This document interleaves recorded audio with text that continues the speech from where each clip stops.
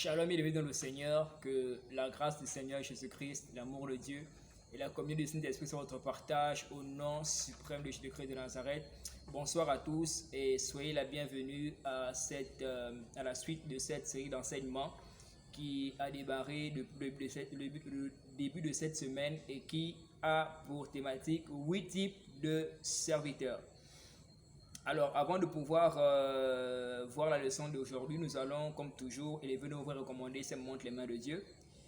Là où tu es, j'aimerais que tu puisses élever ta voix, que tu puisses rendre grâce à Dieu pour la vie, pour le mouvement, pour l'être, pour ses bontés et ses grâces dans ta vie. La Bible déclare que les bontés de l'Éternel ne sont pas épuisées. Ses compassions ne sont pas à leur terme. Il les renouvelle chaque matin. Alors, j'aimerais que tu puisses être reconnaissant à l'Éternel avec moi et voilà, et recommander ce montre les mains de Dieu. Demander également à ce qu'il vienne te parler, qu'il vienne te révéler des choses cachées que tu as besoin de savoir pour ton accroissement, pour ta croissance. Alléluia. Élevons-nous et prions. Mon Père et mon Dieu, nous te sommes infiniment reconnaissants, nous t'apprécions, nous t'exaltons. Nous reconnaissons que tu es notre Dieu et qu'en dehors de toi, il n'y en a point. Nous te bénissons pour la vie, nous te bénissons pour la bonne santé, nous te bénissons pour tous tes bienfaits manifestes dans chacune de nos vies. Mon Père et mon Dieu, merci pour cette journée glorieuse. Merci pour ce jour que tu as fait. Ce jour que tu as fait expressement pour nous, pour que nous puissions être à tes pieds et écouter ta parole. La Bible déclare que l'homme ne vivra pas de pain seulement, de toute parole qui sort de la bouche de l'Éternel. Père, s'il te plaît, enseigne-nous, nourris-nous au nom suprême de Jésus. Que je régresse et que tu croisses, que je sois abaissé, que tu sois élevé. Et je prie que ce message atteigne son but au nom puissant de Jésus-Christ. Que l'efficacité de la parole soit pleinement manifeste durant ces moments au nom de Jésus. Je prie pour toutes les personnes qui vont écouter qui suivront cette vidéo, que tu puisses véritablement les visiter au nom suprême de Jésus-Christ de Nazareth. Amen. Une fois de plus encore, soyez la bienvenue, bien-aimés. Par la grâce de Dieu, hier nous avons poursuivi avec notre série d'enseignements et nous avons parlé de 2 types de serviteurs. Et c'est ce que nous allons encore faire aujourd'hui. Nous parlerons encore de 2 types de serviteurs. Donc je rappelle que nous allons voir durant toute cette série d'enseignements au total 8 types de serviteurs. Déjà mardi, si je ne me trompe pas, on a vu le premier type de serviteur qui est le serviteur méchant. On a donné certaines caractéristiques du serviteur méchant. Et hier, on a parlé du serviteur naufragé et le serviteur corrompu. On a dit que le serviteur naufragé, tous deux, que ce soit le serviteur naufragé comme corrompu, ce sont des serviteurs qui ont bien commencé avec le Seigneur, mais qui, en cours de chemin, ont régressé, ont fait naufrage, qui en cours de chemin, ont pris ce qu'on appelle la semence du serpent. Alléluia. Déjà, en ce qui concerne le serviteur naufragé, c'est cela. Quelqu'un qui a bien commencé avec le Seigneur, mais qui a sombré, qui a décidé de faire naufrage. Alléluia. Qui a décidé de se laisser appâter, de se laisser attirer par l'apostasie. Et les caractéristiques pour pouvoir reconnaître que nous sommes en train de sombrer, les signaux. Premièrement, c'est la perte de conscience. Lorsque tu pêches et que ta conscience ne te parle plus, tu es en danger. Deuxièmement, lorsque tu as perdu ta foi, qui est ton intimité avec le Seigneur. En ce qui concerne le serviteur corrompu, on a dit que ce qui fait en sorte que le serviteur qui au départ était fidèle à Dieu, à son maître, devienne corrompu, c'est simplement le fait qu'il reçoive la semence du serpent. À partir du moment où tu reçois la semence du serpent, tu deviens corrompu. Souvenez-vous de Ève. Ève, dès lors qu'elle a reçu la semence du serpent, la semence du serpent, c'est la parole. Vous savez, c'est la parole qui va à l'encontre des principes de Dieu, des doctrines de Christ. Et dès lors que Ève a reçu cette semence du serpent, à partir de ce moment-là, elle est devenue corrompue et par là, l'homme également et tous les hommes. La Bible dit que car tous ont péché et sont privés de la gloire de Dieu. Donc, c'est lorsque nous recevons la semence du serpent que nous devenons des serviteurs corrompus. Alléluia. Et donc, aujourd'hui, nous allons parler de 2 types de serviteurs. Premièrement, le serviteur paresseux et le serviteur complaisant. Alléluia. Nous allons démarrer par le serviteur paresseux. Nous sommes dans le livre de Matthieu chapitre 25 à partir du verset 26. Puis la parole de Dieu. Alors j'espère que tu as également ta Bible avec toi, tu as ton cahier et ton stylo pour prendre des notes. Alors Matthieu chapitre 25 verset 26 déclare ceci. Son maître lui répondit, serviteur méchant et paresseux. Tu savais que je moissonne où je n'ai pas semé et que j'amasse où je n'ai pas vanné. Alléluia. Le serviteur paresseux. Vous savez bien aimé, le serviteur paresseux, c'est également le serviteur méchant. Il a une part de méchanceté en lui. Qu'est-ce que c'est la paresse? Vous savez, la paresse, c'est la tendance à éviter tout effort physique comme tout effort mental. C'est simplement ça la paresse. Le fait de pouvoir, c'est une tendance à éviter tout effort. Vous savez bien aimé, en ce qui concerne l'œuvre de Dieu, en réalité, rien n'est facile. C'est la raison pour laquelle l'Esprit de Dieu, le Saint-Esprit est encore là sur la terre. C'est pour nous aider, c'est pour nous fortifier, c'est pour nous permettre de faire ce qui est impossible. C'est pour nous permettre d'accomplir l'impossible. C'est pour nous permettre, parce que humainement parlant, bien aimé, rassurez-vous, servir Dieu là, ce n'est pas facile. Servir réellement Dieu, ce n'est pas facile. Mais c'est avec l'aide du Saint-Esprit, il est écrit dans le livre de Zacharie, chapitre 4, verset 6, que ce n'est ni par la force ni par la puissance, mais c'est par mon esprit, dit l'Éternel.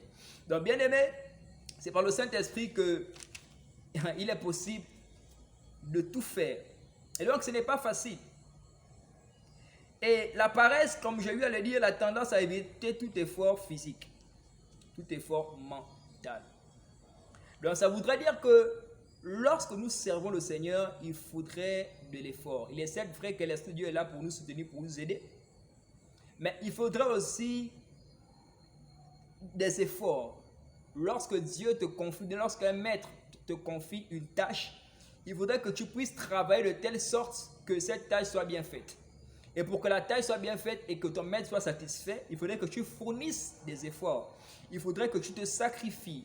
Il faudrait que tu donnes le meilleur de toi. Il faudrait que tu te dépenses afin que la tâche qu'on t'a recommandée soit bien faite. La paresse, c'est aussi, bien aimé, une disposition à ne pas travailler, à se laisser aller.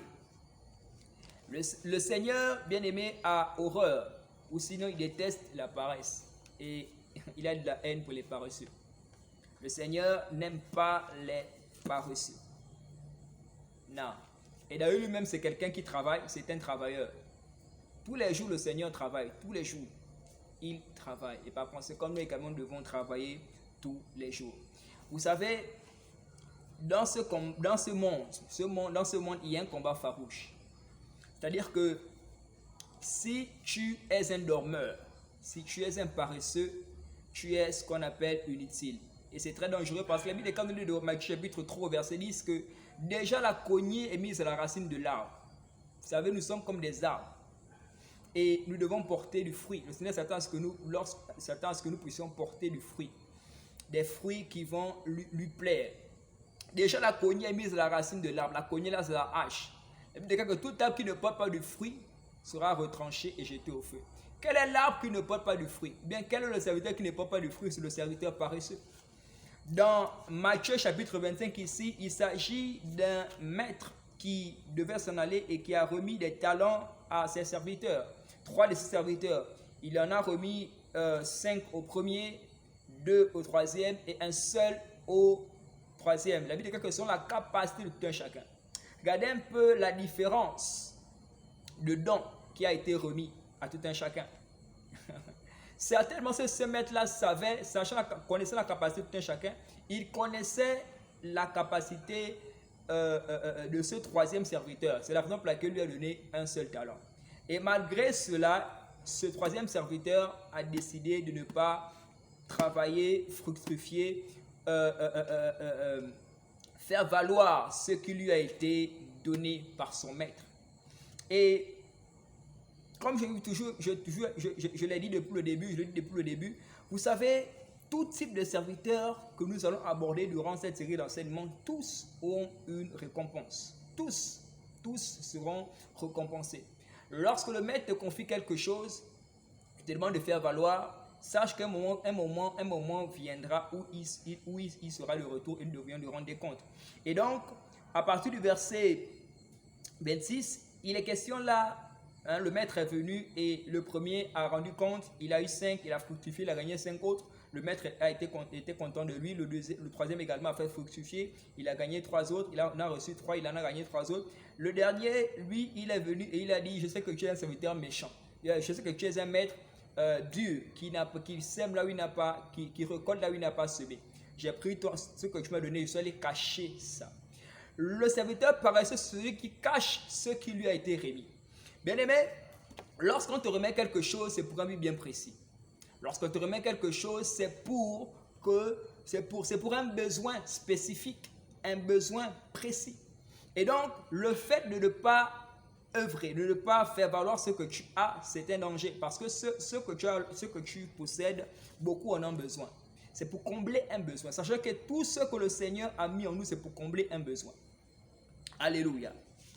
Et donc, il a rendu compte et il a été malheureusement condamné, il a reçu sa récompense. Donc, la paresse, c'est également le goût de l'oisiveté. C'est le comportement d'une personne qui évite l'effort, tel que Matthieu 25, 26. Le troisième serviteur, il a évité tout effort. Le goût de l'oisiveté. Le fait d'être oisif, c'est le fait, de ne pas vouloir fournir d'efforts, de se laisser aller. Alléluia. La paresse, c'est la tendance à éviter tout effort, toute disposition à pouvoir travailler. Le Seigneur nous a appelés, c'est pour œuvrer dans son champ. C'est pour que nous puissions être dans son service. C'est qu'au travers de nous, il puisse être fier. Je disais tantôt que dans ce monde, il y a un combat. Il y a un combat vraiment farouche entre le royaume des ténèbres qui désire avoir engrangé, si vous me le permettez, beaucoup plus de points ou sinon beaucoup plus d'âmes. Et il y a nous, le royaume, qui faisons partie du royaume de Dieu et qui aussi désirons avoir beaucoup plus des âmes avec nous. Alléluia. Raison pour laquelle nous devons travailler. Un serviteur qui cesse de travailler, c'est très dangereux parce que tu es un blocage. Tu es un blocage pour l'œuvre du Seigneur. En fait, c'est toute une chaîne. Alléluia. Bien aimé, sache que même le simple fait de ne pas œuvrer, de ne pas travailler, ça retarde la venue du Seigneur.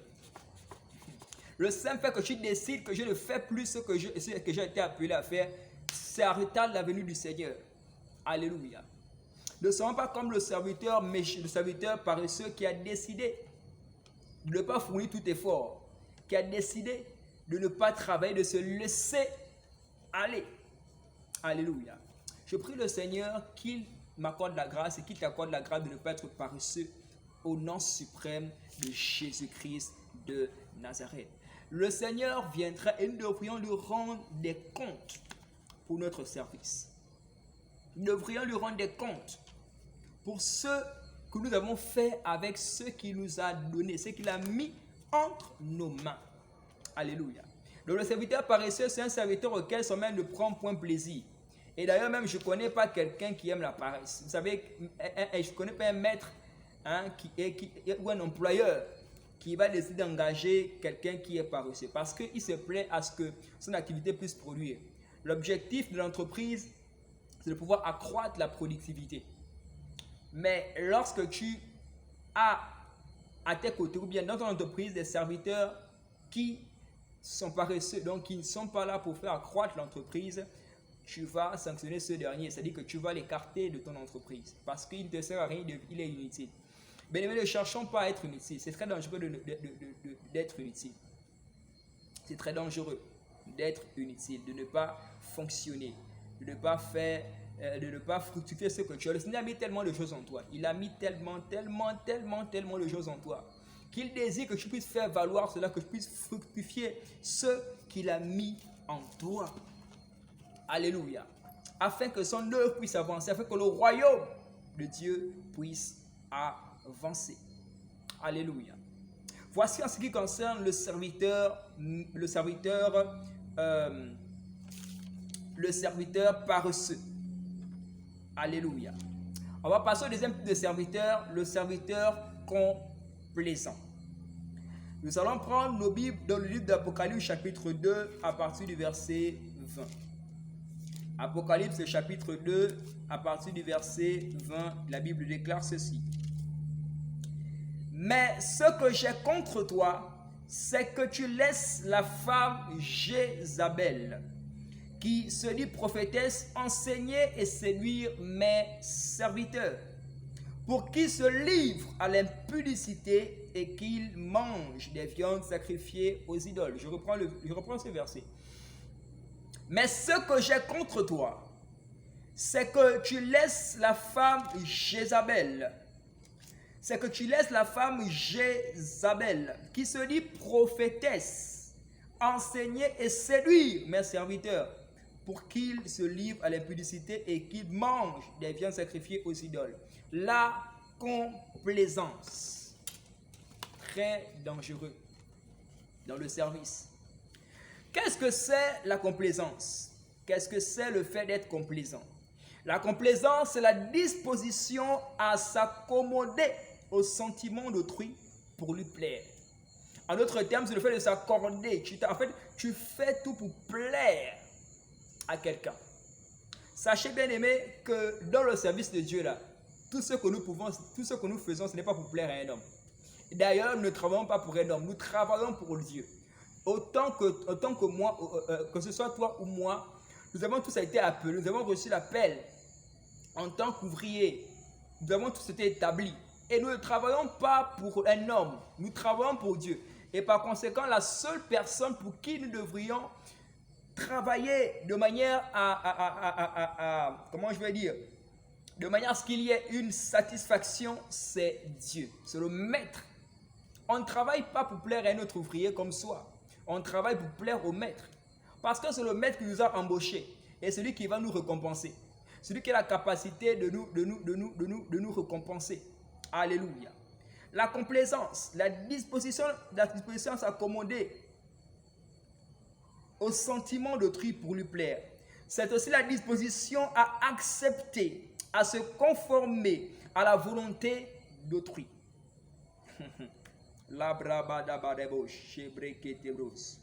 Une indulgence excessive vis-à-vis d'autrui. Bien aimé, dans le livre d'Apocalypse chapitre 2, au verset 20 que nous avons lu, il s'agit ici du Seigneur Jésus-Christ qui s'adresse à l'église de Thyatire.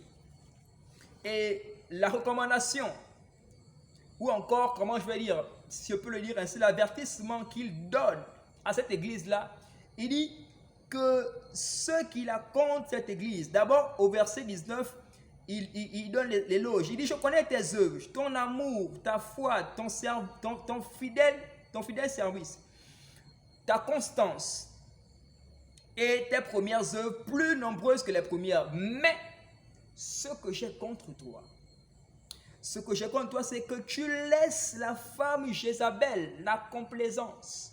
Tu laisses la femme Jézabel qui se dit prophétesse. Elle se dit prophétesse, elle n'est pas prophétesse.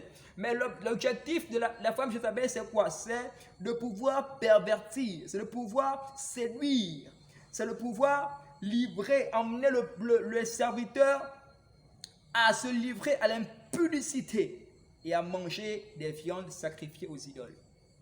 Alléluia. La complaisance. Sachez bien aimé que en tant que serviteur de Dieu, nous ne servons pas. C'est un danger de servir Dieu par complaisance. Parce que tu veux plaire à quelqu'un. Parce que tu veux plaire, je ne sais pas. Certainement, il y a quelqu'un qui donne beaucoup d'argent. Une dame, elle donne beaucoup d'argent. Elle, vraiment, c'est elle qui soutient ton ministère, soutient ton œuvre. Donc, à cause de cet argent qu'elle te procure là, tu vois que elle fait à mesure, elle donne, elle va commencer à te faire du chantage, à te dire non, il faut changer le message, Et la tête de message, là, ça là, ne prêche pas ça. Ça, il faut prêcher ça. Prêche tel message, la complaisance. Et à cause de cela, tu vas décider de faire comme cela t'était recommandé. On n'œuvre pas, comment je vais dire, pour plaire à l'homme. On ne fait pas les choses selon l'homme. On fait les choses selon le Saint-Esprit. C'est-à-dire que tu n'écoutes plus le Saint-Esprit, qui est ton guide, qui est celui qui est censé, qui t'a appelé, qui est censé te guider et t'orienter. Tu décides de faire selon ce que quelqu'un te dit de faire. C'est un danger. La complaisance. Le serviteur complaisant est un danger. Il est indulgent. Une indulgence excessive vis-à-vis d'autrui. C'est une disposition de celui qui cherche à faire plaisir. À faire plaisir. Non. Même ma maman, moi je ne sers pas Dieu même pour faire plaisir à ma maman. Pour faire plaisir à quelqu'un, même ma femme.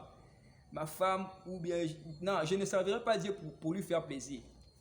Je ne servirai pas Dieu pour faire plaisir. D'ailleurs, le salut est personnel. Alléluia. Le salut est personnel. Lorsque je serai devant Dieu, je veux rendre des comptes seul, tout seul. Je veux rendre des comptes tout seul à Dieu pour l'œuvre qu'il a mis entre mes mains, pour la tâche qu'il m'a recommandée. Je veux lui rendre des comptes tout seul. Je ne lui rendrai pas des comptes avec ceux avec qui il aura mis à mes côtés, avec mes enfants ou avec même les ministres, ceux-là qui travaillent avec moi. Ce sera seul. Et donc, je devrais rendre des comptes. Et par conséquent, le service que je fais, je le fais pour plaire non pas à l'homme, mais à Dieu seul. Alléluia. Les serviteurs complaisants, ce sont ceux-là qui sont à la recherche de l'approbation des autres. Tout faire pour plaire aux autres. C'est-à-dire que même le message, ton message, vous savez, le plus souvent, lorsque le message que tu prêches plaît beaucoup plus aux gens, c'est très dangereux. Lorsque tu prêches un message et que tu as acclamé, c'est très dangereux. Lorsque tu prêches un message et qu'on t'acclame, non, enfin on t'apprécie même, on te donne même de l'argent, non, tiens, vraiment, c'est très dangereux. Méfiez-vous de cela. Méfiez-vous de ces messages-là. Où souvent toute l'église est contente et heureuse. Méfiez-vous de ces messages-là. Le message que tu dois prêcher, que tu prêches, ça doit, non seulement pour savoir que c'est la vérité, il faudrait que ce message-là puisse choquer.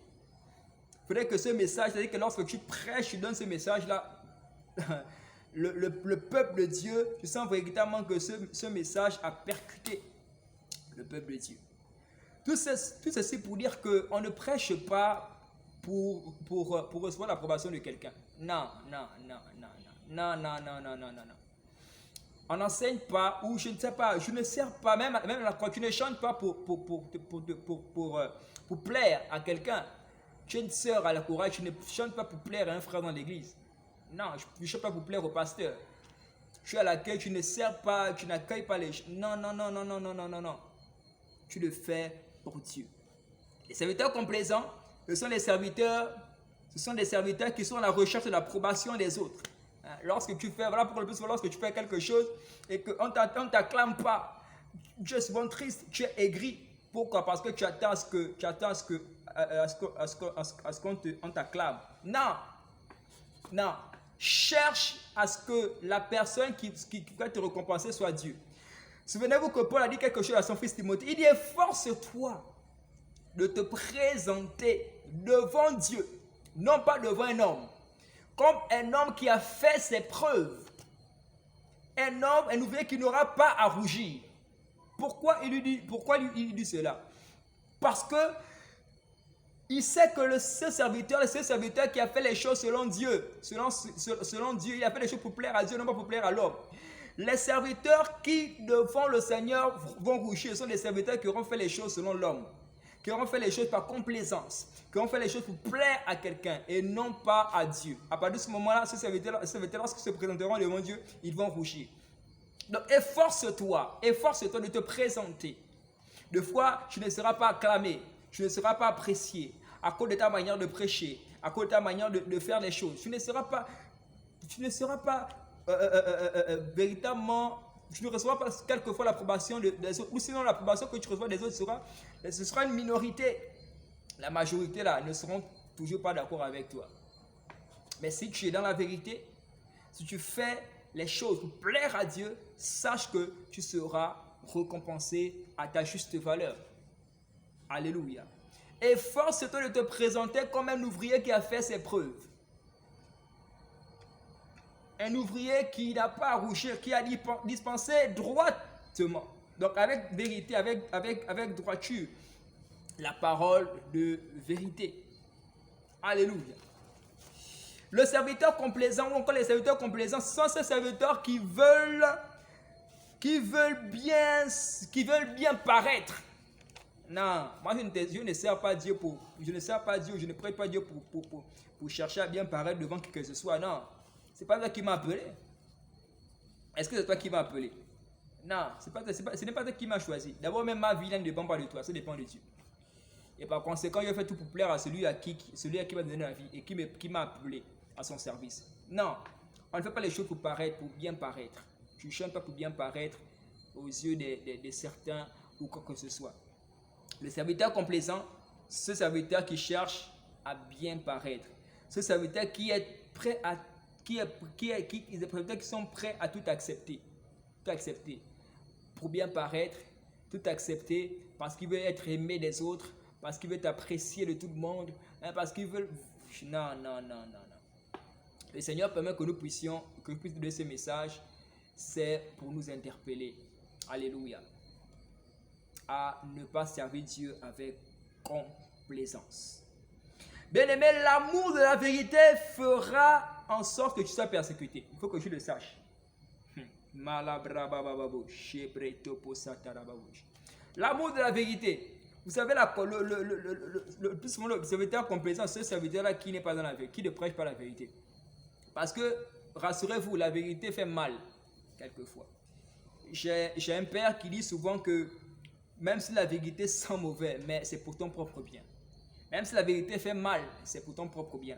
La vérité, et plus souvent, c'est ce qui fait mal, c'est ce qui sauve, ce qui guérit, ce qui soigne. La nivaquine est très amère, mais ça soigne véritablement. Pour ceux-là qui ont l'habitude de boire les feuilles de nolet, je ne sais pas pour ceux qui le connaissent, ce sont des feuilles qui sont très amères. Lorsque tu as souvent le mal des ventres, et tu prends ça, vraiment ça te soulage. C'est très amer pour nous qui avons subi ça durant l'enfance là.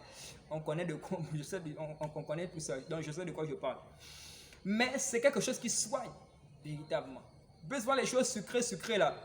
Allez-y en pharmacie, prendre souvent des sirops et autres, le mal des ventres. Souvent ça ne soigne, mais tu prends ça, mais tu prends encore des maux de ventre. Mais lorsque tu prends la nivaquine, bien je sais pas, le nolet dont je parle là, ça va te soulager. Souvent la parole est trop sucrée là, c'est-à-dire que tout le monde apprécie ça. Souvent ce n'est pas bon. Alléluia. Et donc le serviteur complaisant, c'est ce serviteur là qui est prêt même à laisser la vérité, la parole de vérité, et à prêcher de n'importe quoi pour se faire voir, enfin pour paraître bien aux yeux des autres. Nous devons le savoir, bien aimé. Nous devons le savoir. Que l'amour de la vérité fera en sorte que tu sois persécuté. Alléluia. Mais tu ne dois pas te compromettre. Tu ne dois pas, comment je vais dire, tu ne dois pas aussi être complaisant avec le péché et le monde.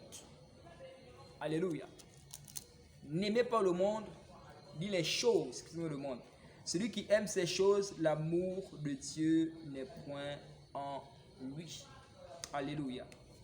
Donc, bien aimé, ce n'est pas seulement avec l'homme, mais aussi avec le péché et avec le monde de tout ce qu'on voit. J'ai eu à dire ici, je l'ai dit dans plusieurs de mes vidéos d'ailleurs, que le monde, bien aimé, sachez que le monde, c'est tout un système. Ce n'est pas ce qui est physique que nous voyons, c'est un système, une manière de penser, une manière de se comporter, une manière d'agir. Et Romains chapitre 12, verset 2 dit quelque chose, il dit, ne vous conformez pas. La complaisance, c'est fait de se conformer à quelqu'un, de se conformer à quelque chose. C'est cela la complaisance. Ne vous conformez pas au siècle présent. Dit autrement, ne suivez pas le train de ce monde. Mais soyez transmis par le renouvellement de l'intelligence, avec vous discerner quelle est la volonté de Dieu, ce qui est bon, agréable et parfait. Pour terminer, on va prendre Exode chapitre 32, les versets 25 à 26. Exode chapitre 32, les versets 25 à 26. La Bible déclare ceci. Il est écrit dans le livre de Exode 32, versets 25 à 26, ceci. Moïse vit que le peuple était livré au désordre et qu'Aaron l'avait laissé dans ce désordre, exposé à l'opprobre parmi ses ennemis. Moïse se plaça à la porte du camp et dit, à moi ceux qui sont pour l'Éternel, et tous les enfants de Lévi s'assemblèrent auprès de lui. Waouh! Bien-aimé, ici les questions de Moïse et de son frère Aaron. Vous savez, Moïse est allé à la montagne pour recevoir les 10 commandements de la part de l'Éternel. Et il était sur la montagne et il a laissé le peuple d'Israël avec le sacrificateur Aaron. Il a laissé Aaron pour gérer le peuple. Mais ils ont vu que non, Moïse tardait là-bas. Ils ont commencé à se plaindre. Ils ont dit à Aaron que non, vraiment, ce Moïse-là, il est parti là-bas, on ne sait même pas s'il vit ou quoi. Nous là, vraiment, fabrique-nous un Dieu. Non, fabrique-nous un Dieu. Nous, on veut un Dieu. Fais-nous un Dieu. Et c'est à ce moment qu'il va faire le veau d'or. Il s'est laissé compromettre. Il a fait cela, malgré qu'il savait que ça c'était interdit. Il connaissait les recommandations du Seigneur. Un sacrificateur. Mais à cause de la pression du peuple, sachez bien aimé, que tu peux être leader. Il ne faut jamais être en proie à la pression. Souvent lorsque tu as la pression, tu rentres dans la complaisance. Parce que tu vas faire des choses pour satisfaire, pour faire plaisir au peuple. Et ce qui s'est passé, Aaron a décidé d'agir conformément comment je vais dire, au peuple d'Israël. Il a fabriqué le veau d'or et Moïse est descendu et par la suite, il a même détruit les tables qu'il a reçues de la part de l'Éternel. Et à partir de Moïse, il a dit non, il a dit à l'Éternel, à moi tous ceux qui sont à l'Éternel. Et tous ceux qui sont pas à l'Éternel là, prenez aussi votre chemin. La Bible dit que ce sont ceux de Lévi qui se sont rangés de son côté. Vous vous rendez compte de cela? 12 tribus. Seuls ceux de Lévi se sont rangés de son côté et les autres tribus, les autres se sont ont décidé de prendre leur chemin. Et même là, la terre s'est ouverte et ils ont été détruits. Ils ont été engloutis tout vifs. Alléluia. Donc, bien aimé, voici, je suis arrivé au terme de mon enseignement de ce soir. On a parlé du serviteur paresseux et le serviteur complaisant. Alléluia. Je prie que ce message puisse t'édifier, puisse te fortifier au nom suprême de Jésus-Christ de Nazareth. Amen. On va prier. Éternel Dieu de grâce, nous te bénissons, nous te rendons l'honneur et la gloire. Merci pour ce message. Merci Père pour l'interpellation. Je prie que tu nous aides à ne pas être des serviteurs paresseux ni des serviteurs complaisants. Au nom suprême de Jésus-Christ de Nazareth. Amen. Que Dieu vous bénisse et à très bientôt pour la suite. Shalom.